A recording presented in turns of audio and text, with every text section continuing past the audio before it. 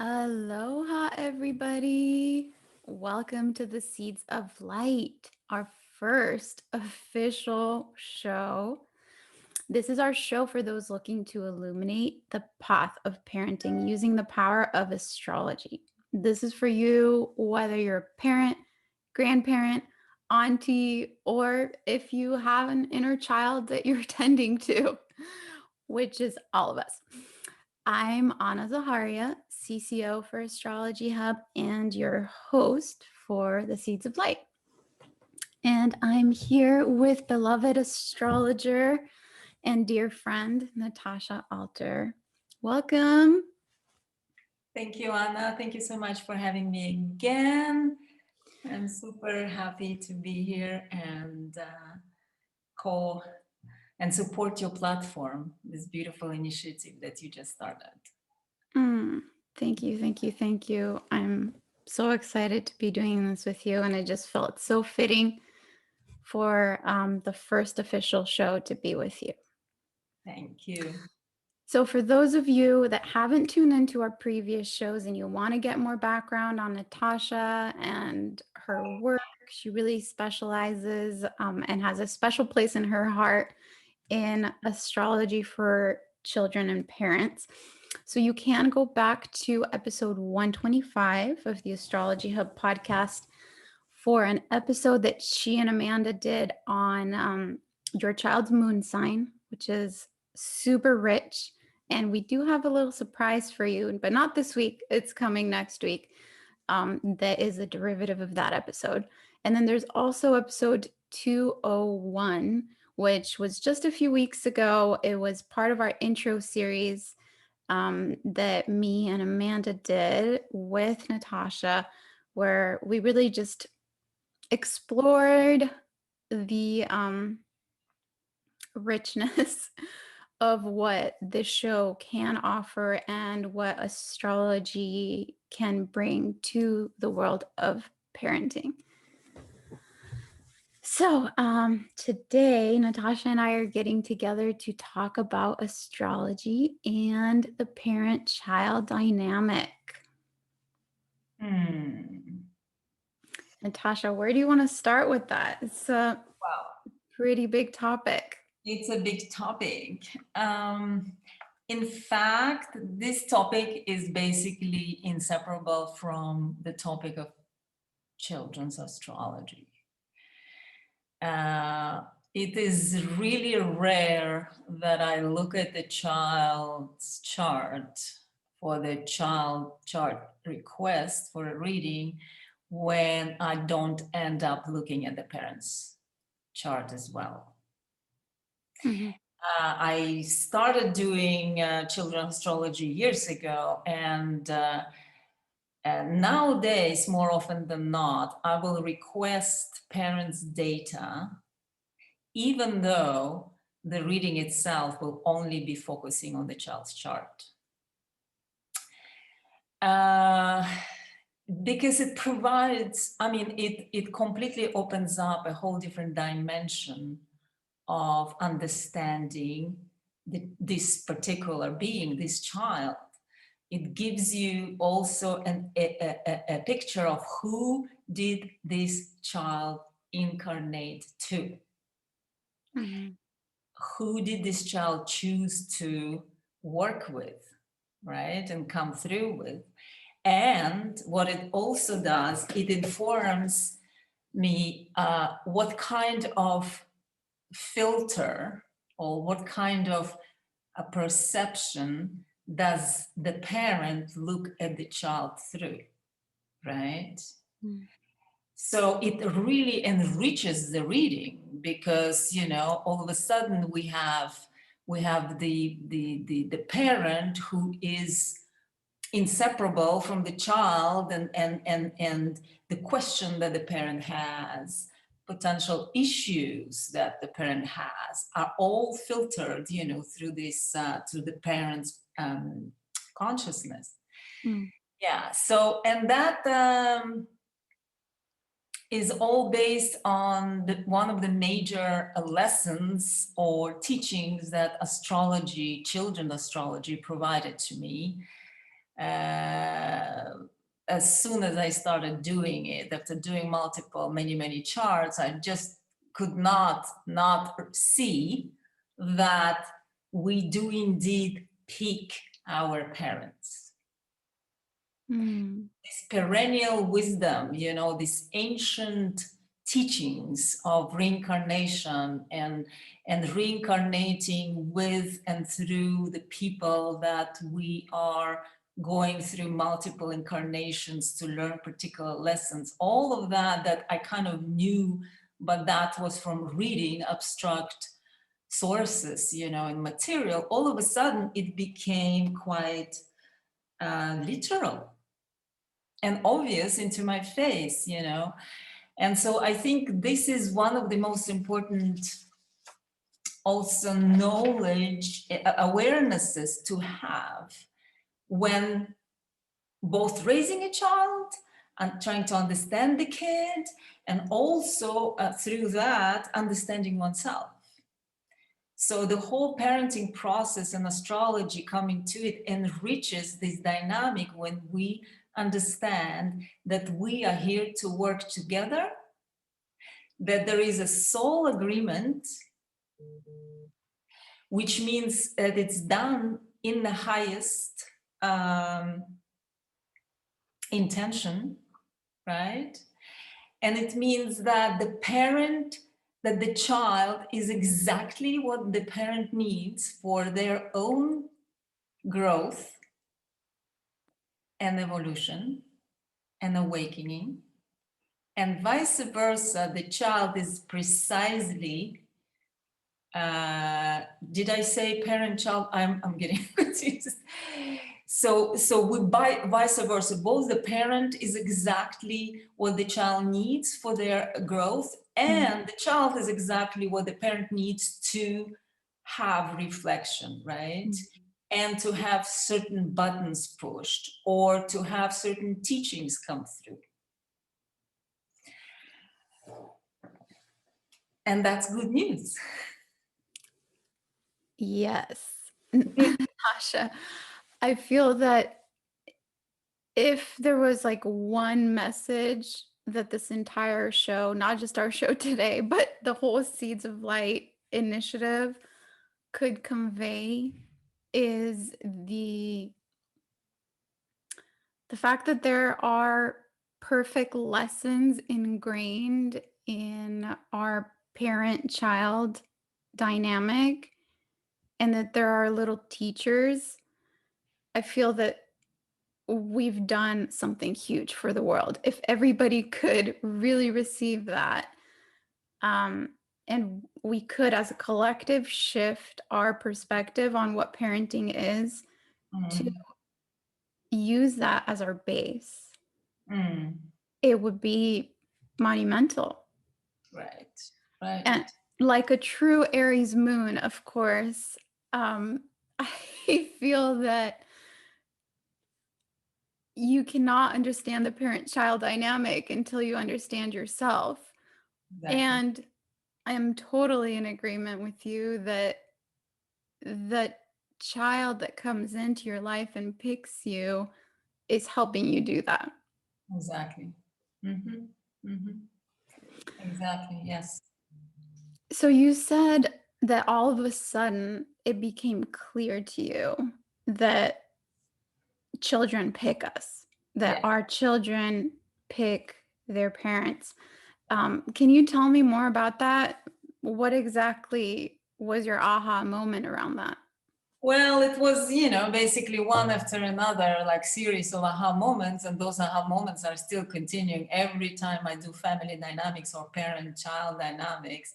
It is just clear through the chart, the overlapping of the child, through the synastry, through the aspects, through the conjunctions, through all of that astrology offers to figure out the relationship between two souls, it comes clear to what extent the precision in the way the child's chart or the parent's chart both reflects each other is present.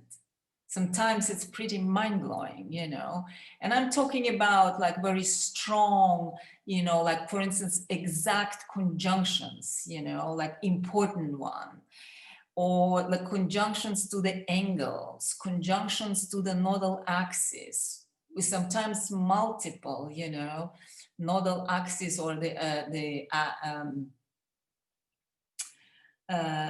lunar nodes, the axis of lunar nodes are, very important part of the chart, and they reflect a lot about our destiny. And people who do cross this axis, especially with conjunctions, are very important people in our lives. And sure enough, so many times we can see the south node, north node conjunctions. We can see reverse nodal axis very often, and by the nature of those aspects and the nature of the node and the planet that, for instance, conjuncts particular node, we can also see what kind of lessons and what kind of mutual enhancement, what kind of support, what kind of energies the two souls, parent and child, are here to work together with or provide each other with. And of course I'm not talking about like sun moon conjunctions when the child's moon would be exactly on parent's sun or exactly on parent's ascendant.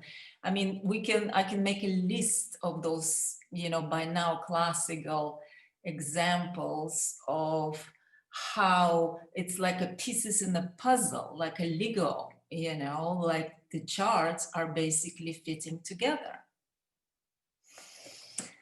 And as I think Rick Levine says, that you can't make this stuff up. Right. Yeah. I mean, Natasha, I can only imagine how mind blown you were when you were seeing those charts one after another, because just in my limited experience of looking at my own family's Right. charts and, friends' charts, obviously not being an astrologer, but being an enthusiast and a student of it, I have looked at our charts, and just within that small container, Yeah. I've been like, whoa. Yeah. Like, I know I believe in this stuff, and still I'm blown away to see how it all lines up so perfectly and Yes. so tightly. And so It's like tightly. Exactly. degrees, and it's Yes. amazing. So you brought up the nodal axis, and I'm wondering, we've done this before for our inner circle members a long time ago, but I'm wondering if you would just briefly touch on the the six nodal axis pairs and what those like typical lessons are, or the typical themes that we're working through with the six different pairs. Okay. Yes. Hey. Sure. Okay. So as you said, we have six of them, although we have 12 signs, 12 houses, but we have six pairs of oppositions, the houses that oppose each other, and the axis that that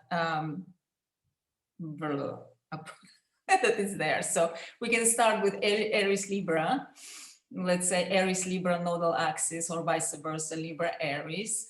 As in short, this axis is working on integrating the individuality, autonomy, freedom, and sovereignty with coexistence with other people, and vice versa. It's learning where I end and the other begin, and how do we make it work or not, and choices that follow, right? With Taurus Scorpio, we have a strong emphasis on the values and power and the use of resources. again, personal belonging in terms of my body, like my values, my spirituality, versus interrelated or merging it with other, learning sometimes through deep, intense, and even painful experiences to let go, of the Taurian end, and go for the transformation through letting go, and through loss sometimes, and vice versa, gaining the self-sufficiency with Taurus North Node, and becoming disentangled from the Scorpio energy. Then we have Gemini Sag axis, where it's all about knowledge, the way we gain knowledge, the way we process knowledge and integrate it into our personal belief system. The way we separate truth, our own truth, from the endless amount of information around us. The way we learn to discern, where is my truth, where are people's truth. The way we use our mind versus our intuition. The way we prefer to diversify and understand that there are many truths versus picking some core belief that we will be following and passionately living for, all of that. And then we have Cancer Capricorn axis, the famous parental axis. Whenever there is Cancer Capricorn axis, Nodal Axis, it's all oftentimes around continuing to working through inherited, ancestrally inherited themes through the family. Besides many other things, but it definitely, people with that axis definitely keep working through their own relationship with parents, which imprint them very deeply, and also figuring out and healing the inherited ancestral energies. But it's also about coming to, let's say, emotional self-responsibility with Capricorn North Node. It's also learning to be self-reliant and emotionally self-sufficient with Capricorn North Node, and vice versa. Softening up and developing the emotional body, getting in touch with feelings, and embodying it through the Cancer North Node. And then we have, my goodness, are we doing nodes here? I didn't know we would come to that. Surprise! Okay, so Leo Aquarius axis, glorious. The glorious Leo Aquarius axis of humanity, right? Axis of human and humanity. So it's actually pretty mysterious still to me. I mean, in terms of the depth, it's way more complex, it feels, than it kind of being understood, But if we can put it shortly and simply, the individual self-expression and self-actualization versus sharing one's light and one's individuality in the context of larger whole of humanity, in terms of contribution, interconnectedness, and impact in the larger context. And then, with Leo North Node, we will learn to individualize our gifts, to learn to to step up into spotlight, for instance, not be afraid of individuation and uniqueness and creativity, and vice versa. With Aquarius North Node, we are to learn to become one of many, however unique and individual, still one of many. That consciousness, that larger kind of understanding of interconnectedness of all life and all humans. That's where we build the human family. And then lastly, Virgo, Pisces. It's such a sweet axis, because it's like, to me, it's bringing the intangible into tangible and vice versa, bringing the spiritual Pisces, the transcendent, the multidimensional into our three-dimensional world through Virgo, and manifesting it, and using that spiritual energy through the service, through, with that comes healing, understanding of how things works in this realm, offering oneself as helpers, as service to humanity. And with the Pisces North Node, we're going from being focused on the mundane realm and mundane kind of daily physical reality. We are called to transcend and connect to the larger whole. So with Virgo North Node, we learn to see the trees in the forest, and with Pisces North Node, we learn to see the forest and not the trees. Okay. So yeah, that's in very briefly. Don't quote me, because this is like, you can't squeeze anything like that into a few minutes, but Thank you. I realized I threw you a curveball. It just felt I couldn't help myself. It was just such an obvious place to go. I'm And gonna watch you. yeah, I feel like maybe I promised you behind the scenes that I wouldn't do that indirectly, but Well, let me give you, by the way, now that we're talking about, let me give you an example from parent-child. Let's bring the kiddos and the parents back into the picture, so our viewers can kind of figure out what are they talking about. perfect. Okay, so have an example. Not so long ago, have a reading with a mom, all Libra, South Node in Libra, full of planets sitting on that South Node, on Dragon's tail, Sun, Venus, she's like full on embodied Libra. She doesn't want to deal with anything that triggers any kind of conflict or contradiction. And so her North Node in Aries is not really accessed because of this load of Libran planets on the South Node. And there are hardly any other aspects to the North Node.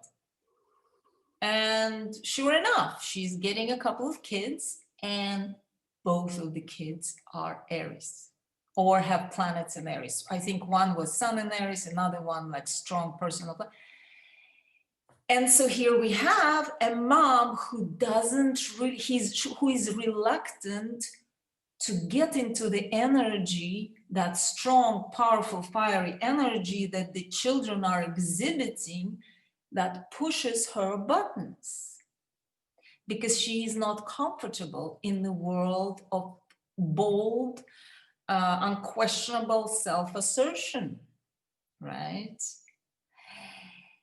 And it scares her, or it's not a comfort zone. She doesn't want to go there. So, she wants to find a way to avoid those feisty energies. However, what the charts are showing is that no matter how uncomfortable and triggering these energies are, and I totally have my compassion for parents who are getting kids who are triggering, let's say, places in them that need to be worked on, like a muscle developed but not yet accessed. However, these kids are embodying and manifesting to the mom, showing through who they are and through their behavior, mom, this is how you do it. This is how you access it. This is what Aries archetype means. This is how it sounds. This is how it acts. And this is how it feels. That's such a perfect example. I was actually going to go to my own my own Aries Libra and share that. I have the Nodal Axis reversed with Koa, my son. Oh, right. That's true. Yeah. And it's a constant dance. It's a daily thing for us where we're learning how to Libra Aries, what's the balance? He's consistently showing me how he knows how to Aries, and he doesn't have any personal planets there, but just that nodal axis with his south node in Aries, it's like such an anchor. It's so clear that like he knows how to do that. He knows how to go for the one thing that he knows, and Boom. be very bold. Yes, be very bold. And I'm constantly coming in teaching him how to, yes, be bold and think about the other. How do you think I feel when you do this? And if I did this to you, how would that feel to you? And I've also really loved playing with Aries Libra activities. Like, how can we find activities that actually feed both of the polarities? So, for example, going out on walks or little hikes. When he was younger, he loved stopping to smell all the flowers. And it was just like, wow, like we get to take in this beauty and just appreciate it, and also like use our bodies and channel our energy and conquer something, you know. Of course it brings in other elements as well, but I've loved playing with just that simple connection, which of course there's a lot more in the chart, but having that as one of my anchors that I can constantly see reflected, it's just helpful. It helps me have a foundation that I can reference. Like when certain things come up, I can fall back to, oh right, this is one of the things that we're working on. This is one of the things that we're learning. And just reminding myself to stay in that learning space as well. Like while being a teacher for him, also receiving his teachings for me. And I shared this on a previous episode, but with my parents, they have the Pisces Pisces Virgo nodes reversed with each other. And I have Pisces rising, and it all perfectly lines up. Yes, yes.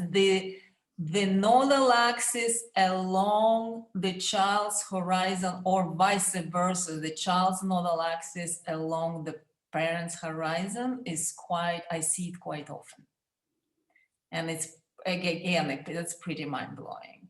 But it also makes the connection that much more essential for both parent and the child, because they are triggering each other's super important strings, right? I mean, the ascendant descendant line and nodal axis, they are supremely important axes. So whenever they are conjunct and overlapping that way, I see to like the extent to which parent and the child are actually stimulating each other's becoming in a way. How do you see the ascendant descendant line? Because we did talk about the nodal axis quite a bit, and kind of what it represents. How does the ascendant descendant line differ? Well, if we talk about Aries Libra axis, to me, that's pretty much Aries Libra essence, with ascendant being Aries, me, this is where I start. This is where I come out of the womb. There is that instant of me appearing in this dimension and this incarnation. And so I carry this moment with me for the rest of my life. And this is how I show up, therefore, boom, like I enter the room, boom, my ascendant, boom, like this is the way we interact with this reality. It's the mode of interfacing with life. It's a mode, though. It's not perhaps the engine that drives it. It's not perhaps where the subtle decisions are coming from. That's way more complex in my view. But the way we kind of first meet this, my dog is going crazy, by the way. First meet this realm, and the way we keep meeting and showing up, that's the ascendant, and descendant is where we reach out and it's like, oh, there are other people there,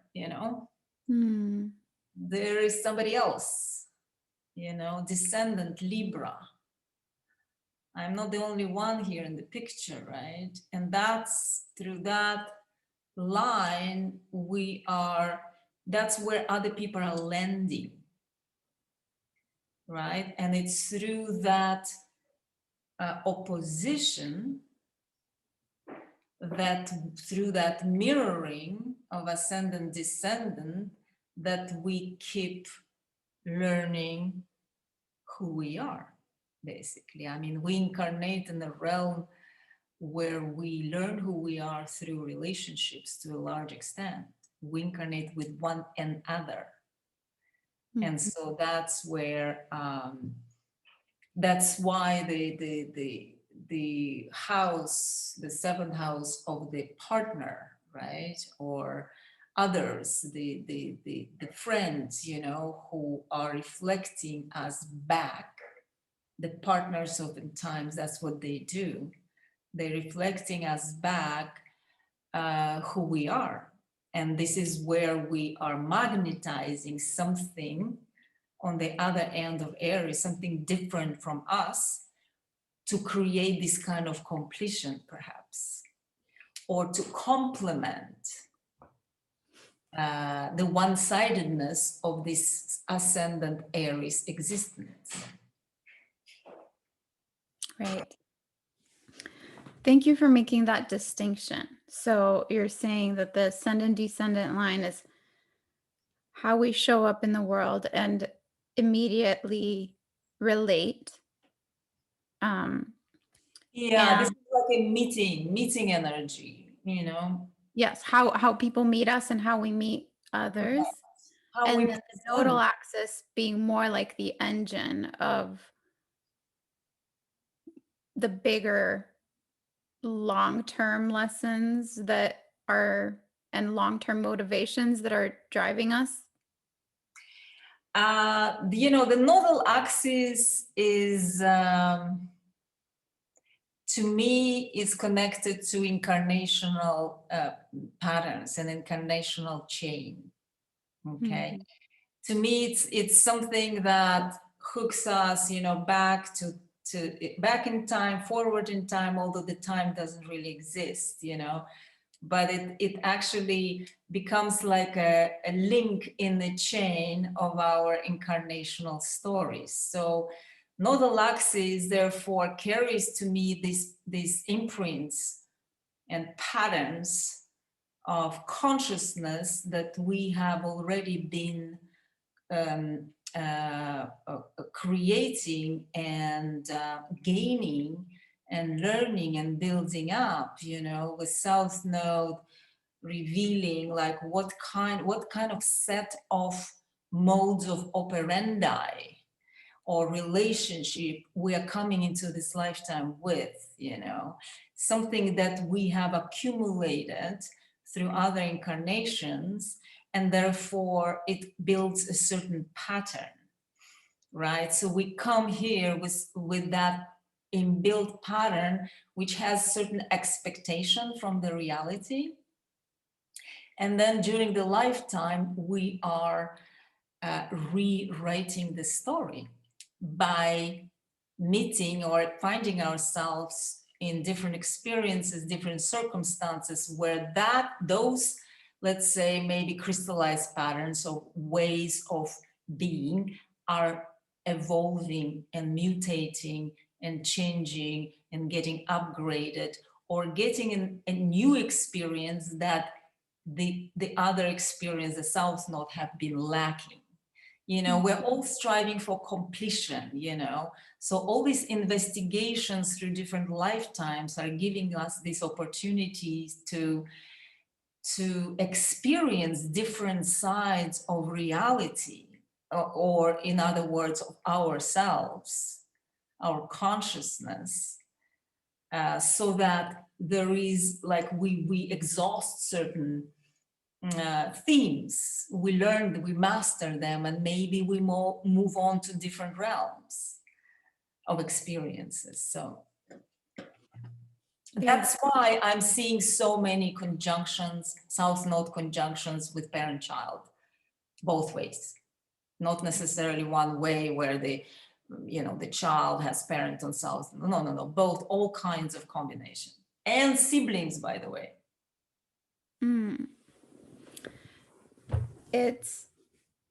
Really what just continues to light me up about this conversation is the thought of every parent out there just reframing their journey with their child, and how powerful that can be if we bring this understanding of why we're coming together, and how our journeys with our children can be so unique.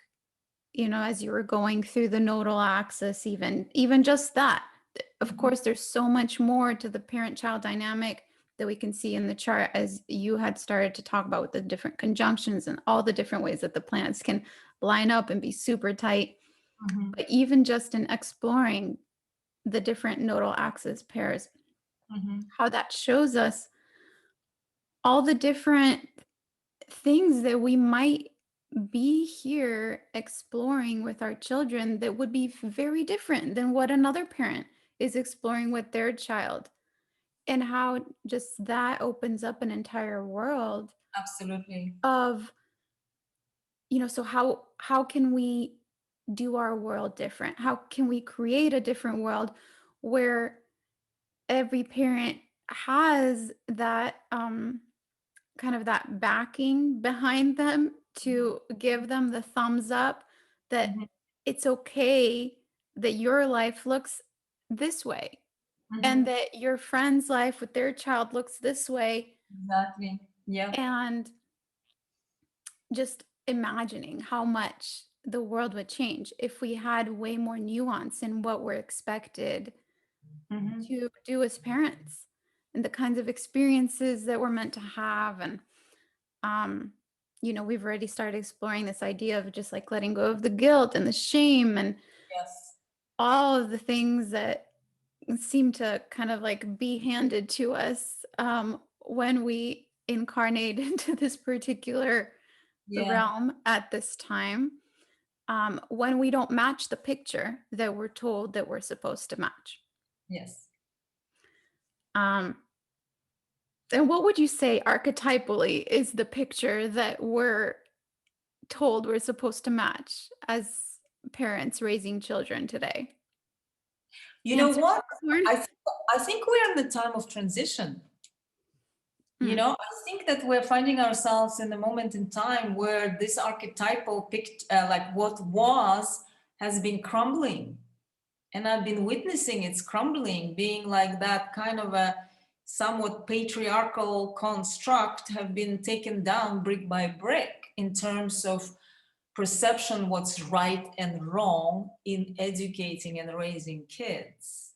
mm, And however, we have not yet formed like this new approach, this much more open-minded, individuated, heart-centered, spirituality centered, you know, everything we're talking about, that approach has not yet fully formed. It's in the process. So we are in the times of transitions, and that's what I'm seeing. There are so many new ideas coming out to the field.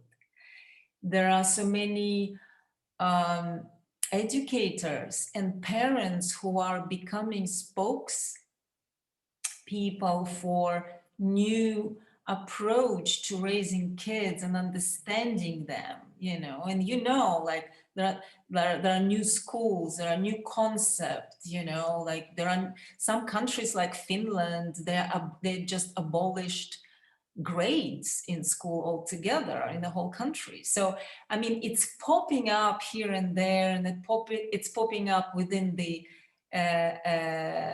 people's homes, you know, in terms of parent-child relationship, and it's popping up in the educational field. So I think we are still, you know, we're still figuring out and gaining experience, information, building platforms, and it's a very exciting time to be and contribute to this changing paradigm. yes. Yes. It's true. Very And it's so, important. Yeah, oh, I just wanted to say it's so important to celebrate that that is happening that is and be aware of it and just acknowledge that it's happening. Um, and what's happening is particularly right this moment with children being out of school, yes, being at home, schools shutting down. It's really offering us like a big opportunity to really rethink yes, what is right yes, for our child, what is right for our family, yes, what is really going to be supportive for us rather than what yes. we've been told would be. Exactly. And perhaps, as you say, this is an opportunity to review the schooling system and its format, like the amount of kids in the class that so many schools used to have, you know, which doesn't allow any kind of individual approach and much more personal, subtle, you know, establishment of relationship between teacher and parents. So I mean, and the students. So yeah, it's like it is an opportunity. And as I said in the previous podcast we had in the introduction series, you know, I'm with this lockdown and with kids being at home and parents having to suddenly school them, there is like a new meeting that is happening between parent and the child, Mm, you know, like a new introduction to one another and the new way, you know, the new context to work together. mm, Mm. And I'm seeing a lot of excitement, a lot of bewilderment, you know, a lot of questions, but at the same time, I think that it's going to, um, you know, contribute to more intimacy between parent and the child, you know, and also moving to a different kind of level of relationship as humans. You know, we are coming from this background where the parent is like the boss and the authority and knows best, and the child is supposed to take upon all of the, belief systems and listen and obey. And well, we're coming from a lot of this, restricted, constricted control systems, right? Mm. And so all of a sudden, parent and child are now playing in the school realm, where the parents starting to learn together with kids, and all of a sudden they find themselves as pals, which brings such a healthy element into the dynamic between parent and child, the element of being allies, the element of friendship, which removes the hierarchy and the need for parent to show up that they know everything and they're all together at all times. All of a sudden, it just breaks down those Saturnian kind of walls. And here we are in the field playing together. Yes. While you were saying that about breaking down the walls, I was reminded of my son telling me that he was telling me that he had never seen his dad cry. And I was like, oh, well, what do you think about that? And he said, well, I want to. I've seen you cry. Why haven't I seen him cry? And that moment was so interesting for me because I had kind of shamed myself for crying in front of my son before, or felt like I wasn't upholding my parental role because I was breaking down in front of him. Wow. And that I was burdening him with my emotions, and then there he was saying, I want to see more of the human experience. I want to see more of your emotions and my dad's emotions. And it's just such a, even with what I know about astrology and the way that I see the world, I'm still constantly having my own constructs around what parenting's supposed to be and how I'm supposed to show up dismantled over and over, and having to show up for that. So yeah, thank you for that reminder of becoming allies and being really more transparent. Yes, With more genuine. Yeah, I'm seeing that is also changing. The parents are striving to become much more authentic and genuine with the kids. Not playing games, not putting up a role, but actually being vulnerable even. And there is a fine line here with, as you mentioned, burdening the child with one's own stuff. Well, some children, whether you want it or not, they will feel it. And actually, I would say all children nowadays, like they are so psychic and they're so perceptive. Perhaps way more than previous generations. I don't know, but what I'm seeing is a lot of highly attuned kids, and not being authentic and hiding and putting up, the fake kind of masks. It ain't working anymore with the kids, because they not only they feel it and they see it, but they also lose in a way trust and respect to the parent. So if the parent wants the child to be authentic and themselves and support them in their uniqueness, then the parent has to model that in a way. So here we come to parent having to to heal and to kind of upgrade their own the way they show up, both for themselves and others, right?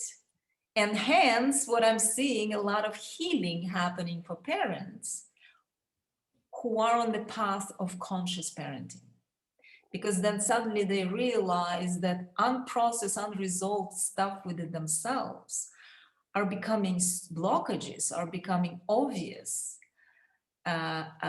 in the parenting process, and they're called and motivated to work through so that the energy field gets cleared, right?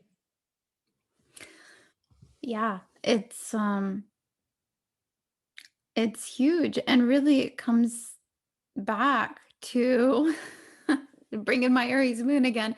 It brings it back to being your authentic self. Your child is reminding you of Yes, who you're supposed to be, of who yes, you came here to be. yes, Um, and it's reminding you of your own chart, your own soul's path. exactly. Yes, So exactly. while maybe with other relationships, of course, the less intimate a relationship is, I I feel that it's going to be less triggering. But the parent-child dynamic is the most intimate, at least Yes. one of the most intimate, and and so it really has the most power to really bring it to the surface and remind you, like, hey, this is out of alignment with who you are. Mm-hmm, You mm-hmm, know, mm-hmm, you're not crying enough. mm-hmm. you're not Yes. you're not working through your emotions. Mm-hmm, And I would appreciate seeing you work through your emotions, because that's going to help me learn how to mm-hmm, work through mine. mm-hmm, mm-hmm. And it's going to help me understand what I'm feeling when you're not expressing, right? Exactly. Because, say, my son is around me when I'm upset and he's feeling it, but he doesn't have the connection um of seeing that resolve, or seeing um reasoning or any of that, and I'm just holding it all in, then Mm-hmm, that's just more confusing for him, mm-hmm, mm-hmm, right? And then he has to process all of that mm-hmm. within himself. And sometimes people internalize it as if it's their fault, Mhm. right? Depending on the kid and on the chart, but yeah, that can also happen. Yeah. Wow. Yeah, yeah, it's super super rich, and this topic is like bottomless in terms of how much it can reveal, not only about the kids but also about ourselves, as we say, and our own parents, Mm. and the way they had to work through their stuff while having us, Mhm. right? Yeah, that's been a big reflection for me as well, as I've dived more into my own chart and my parents' charts, and it's helped bring in um some compassion, for sure, for things that I didn't understand Mhm, before, mhm. and just putting myself in their shoes. If I was the parent to this child and dealing with these dynamics, Exactly. um, Yeah, yeah, there's a lot of healing available there. absolutely. Yeah, yeah. And that healing reverberates through time and space. It goes in all directions, back and forth, and through lineages and all of that. When we stop uh, painful patterns, and we reroute, kind of redirect the energies and heal, it's like it kind of goes in all directions on all levels. So I feel there is massive healing that can happen through generations, through lineages, by parents and us doing this kind of work. Mm. Yes. And that's one of the most important things that we can do. S- Yeah. Stop stop repeating the patterns. Yeah, yeah. Although I want to mention here, though, whenever we talk about, the rights and wrongs and the way things have been done and could have been done and the way we can do it better, whenever we talk about shame and guilt, what, we possibly have done wrong, in our own parenting, we just have to, let's come back to the larger picture and the larger understanding that we started with, that in a way everything is still imperfection, Hmm. no matter how much pain and heaviness and heartbreaks we have experienced through generations. um, and no matter how much of challenges are happening now, and no matter how much parents are trying to be perfect, and perfection is an illusion, we still have to remember there is a precision here.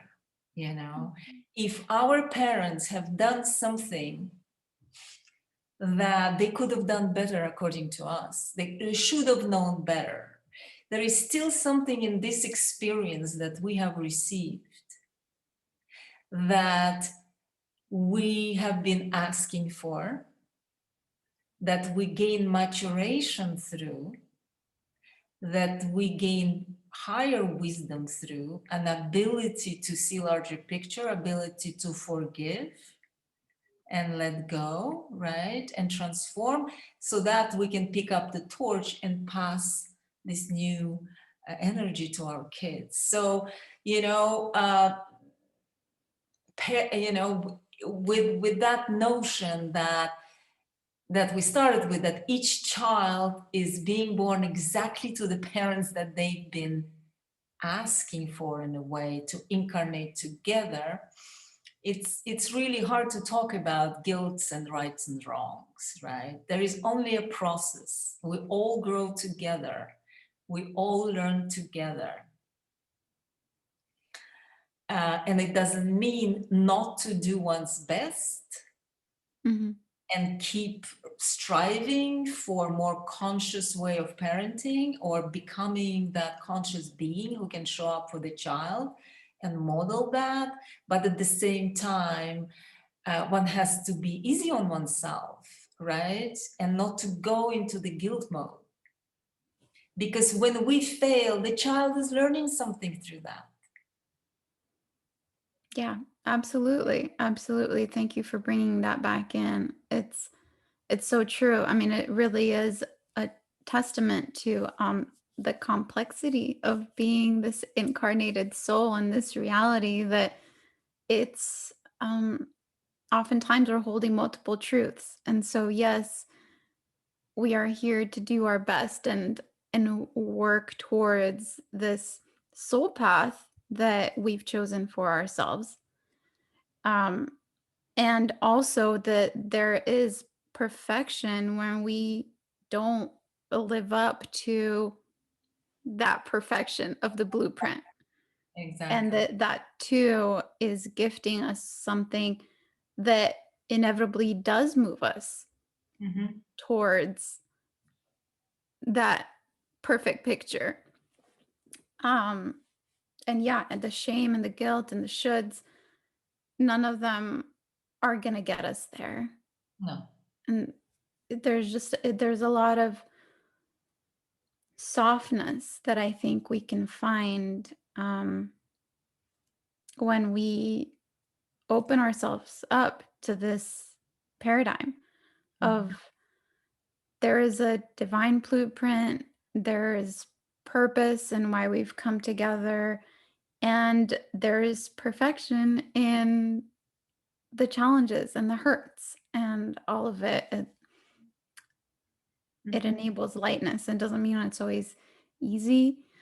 Um, and it doesn't mean, as you said, that we should just be like, all right, well, I'm not even going to try. Exactly. Yeah. But it's an amazing gift to just lean into that softness. Mhm, mhm. Natasha, thank you, thank you, thank you. Do you have any like closing thoughts to leave us with on this immense topic of the parent-child dynamic?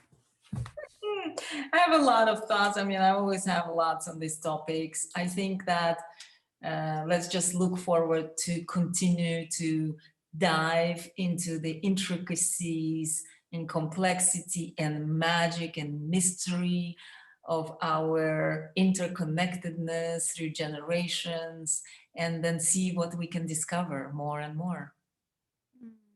Yes, the magic. Yes, yes. Thank you. I look forward to continuing to explore more of these topics with you as the months go on and having you back on the show. And thank you, everybody, for listening. Our first official Seeds of Light show. And for anyone that hasn't downloaded our 2021 guidebook and you're looking for some insight on the transits that are coming up this year, how to work with them, practical tools, whether you're a parent or not, it's a great little handbook that you can have while you're moving through the year. And we've really loved coming back to it like halfway through the year or 3/4 through the year last year when we had our 2020 guidebook, and just being amazed at, whoa, like we wrote this guidance and now look at where we are and look at what's happened. And it's been a great reminder, even for us being the creators and curators of this content, to just keep coming back to it and um, relating it to what's actually going on in the world and using that as a teaching tool and a reference point. And you can find that at just astrologyhub.com. It's right on our homepage. You just put your name and email, and it's free. So, Natasha, again, thank you, thank you, thank you. Thank I you look so forward much. to so much more. Looking Aloha. forward to it. Looking forward to working with you on that.